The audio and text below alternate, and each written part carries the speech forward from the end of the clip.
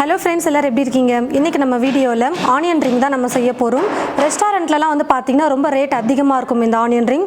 ஆனா வீட்ல 2-3 வெங்காயம் இருந்தாலே போதும். எல்லாரும் நல்லா டேஸ்டியா வயிறு ஃபுல்லா சாப்பிடலாம். அந்த அளவுக்கு ரொம்ப ஈஸியான ரெசிபி தான் இது. வாங்க ஆனியன் ரிங் எப்படி செய்யறதுன்னு பார்க்கலாம். 3 வெங்காயம் இப்போ நான் எடுத்துர்க்கேன்.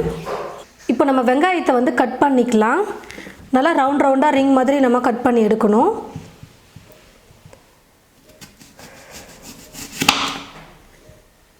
உங்களுக்கு எந்த அளவுக்கு மொத்தமா வேணுமோ அந்த மாதிரி நீங்க பார்த்து கட் பண்ணிக்கோங்க. நான் கொஞ்சம் மீடியமாவே கட் பண்ணிக்கிறேன்.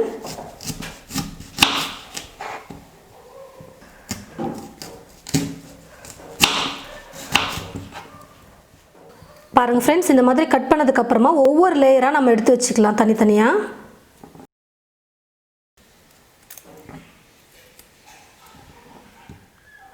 எல்லா வெங்காயத்தையும் நான் இந்த மாதிரி கட் பண்ணி எடுத்துக்கிட்டேன்.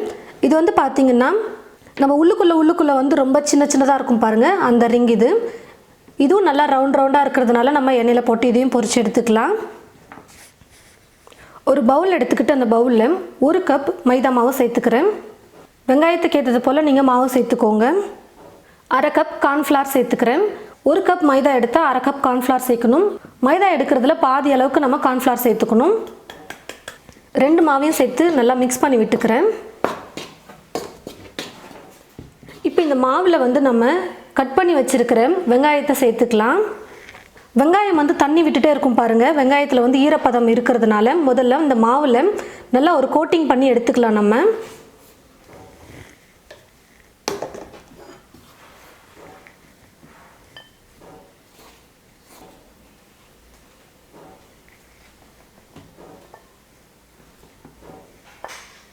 இதே போல எல்லா வெங்காயத்தையும் இந்த மாவு கூட சேர்த்து சும்மா லைட்டா இந்த மாதிரி மாவுல புரட்டி எடுத்துக்கிட்டா போதும்.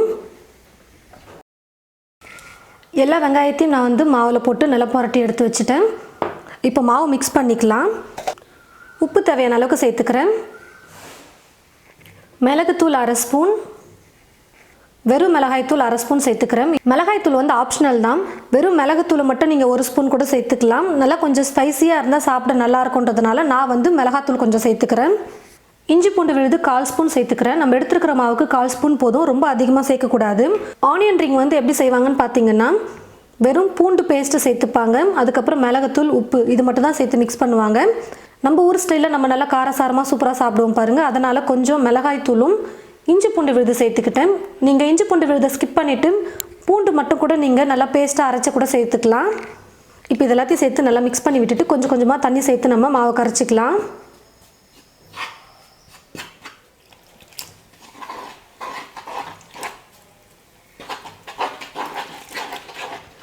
பாருங்கள் ஃப்ரெண்ட்ஸ், மாவு வந்து நான் மிக்ஸ் பண்ணி எடுத்துக்கிட்டேன். நல்லா கொஞ்சம் தண்ணியாக இருக்கிற மாதிரி மாவு வந்து நான் மிக்ஸ் பண்ணி எடுத்துருக்கேன். ரொம்ப வந்து பஜ்ஜி மாதிரி மாவு வந்து கோட்டிங் இருக்கக்கூடாது ஆனியன் ரிங்க்கு. சும்மா வெங்காயத்து மேலே ஒரு லைட்டாக ஒரு கோட்டிங் இருந்தால் போதும். அதனால் கொஞ்சம் தண்ணியாகவே நான் வந்து மாவு கரைச்சி வச்சுருக்கேன். இப்போ நம்ம மாவு ரெடி பண்ணிட்டோம். அதுக்கப்புறம் வெங்காயமும் ரெடி பண்ணி எடுத்து வச்சாச்சு. இது கூட மெயினாக இன்னொன்று நமக்கு தேவை என்னன்னு பார்த்தீங்கன்னா பிரெட் கிரம்ஸ். ஆல்ரெடி நான் வந்து வீடியோ போட்டிருக்கேன் பிரெட் கிரம்ஸ் எப்படி ரெடி பண்ணணும்னு. அந்த வீடியோவோட லிங்கை டிஸ்கிரிப்ஷன் பாக்ஸில் கமெண்ட் பாக்ஸில் வந்து பின் பண்ணி வைக்கிறேன், போய் பாருங்கள், உங்களுக்கு ரொம்ப யூஸ்ஃபுல்லாக இருக்கும். ஒன்றுமே இல்லை, ப்ரெட்டை வந்து கட் பண்ணி மிக்சியில் போட்டு நல்லா பவுடராக அரைச்சி எடுத்துட்டு நல்லா கனமான ஒரு பாத்திரத்தில் போட்டு ப்ரெட்டை வந்து நல்லா வறுக்கணும். ப்ரெட் இருந்தால் போதும், பிரெட் கிரம்ஸ் ரெடி பண்ணிடலாம். ஒருவேளை ப்ரெட் இல்லை அப்படின்னா இதுக்கு ஆல்டர்னேட்டிவாக என்ன பண்ணலாம் அப்படின்னு பார்த்தீங்கன்னா ரஸ்க் இருக்குது பாருங்கள். ரஸ்க்கை வாங்கிட்டு வந்து மிக்சியில் போட்டு நீங்கள் பொடி பண்ணி வச்சுக்கலாம். ரஸ்க்கை வந்து வறுக்கெல்லாம் தேவையில்லை, வெறும் பவுடர் மட்டும் பண்ணி வச்சா போதும். அதுக்கப்புறம் ஓட்ஸையும் நீங்கள் கொஞ்சம் இந்த மாதிரி கொரகொரப்பாக அரைச்சி எடுத்து வச்சுக்கலாம். கார்ன்ஃப்ளேக்ஸ் இந்த மாதிரி எது வேணால் பிரெட் கிரம்ஸுக்கு ஆல்டர்னேட்டிவாக நம்ம யூஸ் பண்ணிக்கலாம். நான் வந்து இப்போ பிரெட் கிரம்ஸ் தான் எடுத்து வச்சுருக்கேன். நம்ம ரெடி பண்ணி வச்சுருக்கிற வெங்காயத்தை வந்து இப்போ இந்த மாவில் நல்லா டிப் பண்ணிவிட்டு எக்ஸ்ட்ரா இந்த மாதிரி மாவு கொஞ்சம் ஒழுகாத மாதிரி நல்லா இப்படி தட்டிட்டு பிரெட் கிரம்ஸில் போட்டு எடுத்துக்கலாம்.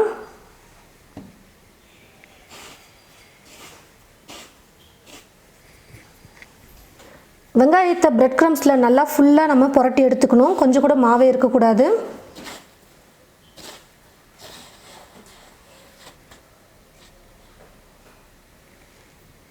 இந்த மாதிரி எல்லா வெங்காயத்தையும் நம்ம ரெடி பண்ணி ஒரு பிளேட்டில் வச்சுக்கலாம்.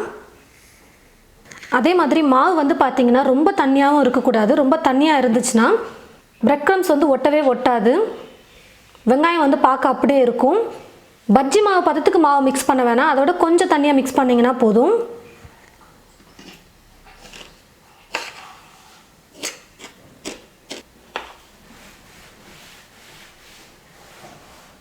இது போலவே எல்லாத்தையும் நம்ம ரெடி பண்ணி ஒரு பிளேட்டில் எடுத்து வச்சுக்கலாம். கடாயில் எண்ணெய் ஊற்றி வச்சுட்டேன். எண்ணெய் வந்து நல்லா காஞ்சிருச்சு. எண்ணெய் நல்லா காஞ்சதுக்கப்புறமா ஸ்டவ்வை வந்து மீடியம் ஃப்ளேமில் வச்சுக்கோங்க. மீடியம் ஃப்ளேமில் வச்சுட்டே நம்ம இப்போது ஆனியன் ரிங்கை எண்ணெயில் போட்டு பொரிச்சு எடுத்துக்கலாம்.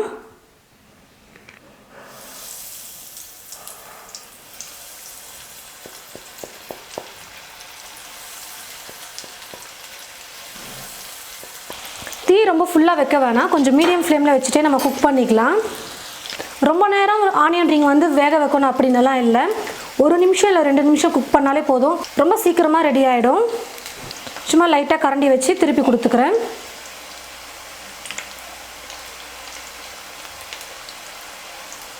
ஃபஸ்ட்டு போட்ட ஆனியன் ரிங் வந்து நல்லா வெந்துருச்சு. இப்போ நான் எடுத்துக்கிறேன். இந்த மாதிரி வடிகட்டி யூஸ் பண்ணிக்கோங்க. எண்ணெய் வந்து நல்லா சூப்பராக ட்ரை ஆகிட்டு வந்துடும். எண்ணெய் வந்து ரொம்ப காஞ்சிருச்சுன்னு வச்சுக்கோங்களேன், எண்ணெயில் போட்டதுமே கலர் மாறிடும். ஆனால் வந்து கொஞ்சம் கிறிஸ்பியாக இருக்கிற மாதிரி இருக்காது. அதனால் எண்ணெய் நல்லா காஞ்சதுக்கப்புறமா ஸ்டவ்வை மீடியம் ஃப்ளேமில் வச்சுட்டு குக் பண்ணுங்கள். இதே போல் மீதி இருக்கிற எல்லா ஆனியன் ரிங்கையும் எண்ணெயில் போட்டு பொரிச்சு எடுத்துக்கலாம்.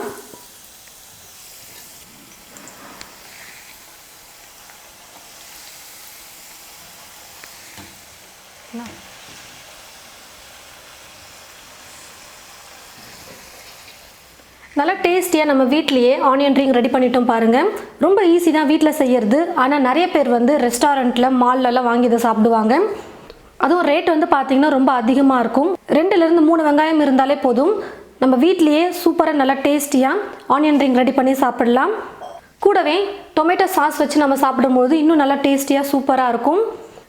எல்லாம் செஞ்சதுக்கப்புறமா மாவு வந்து கொஞ்சம் மீதி இருக்கும். எப்படியும் அந்த மாவு கூட கொஞ்சம் கடலை மாவு சேர்த்துட்டு நம்ம வெங்காயம் கட் பண்ணும்போது இந்த மாதிரி ரவுண்டாக கட் பண்ணதுக்கப்புறமா மீதி எப்படியும் வேஸ்ட்டாக வெங்காயம் வந்து இருக்கும், ரவுண்டாக இல்லாமல்.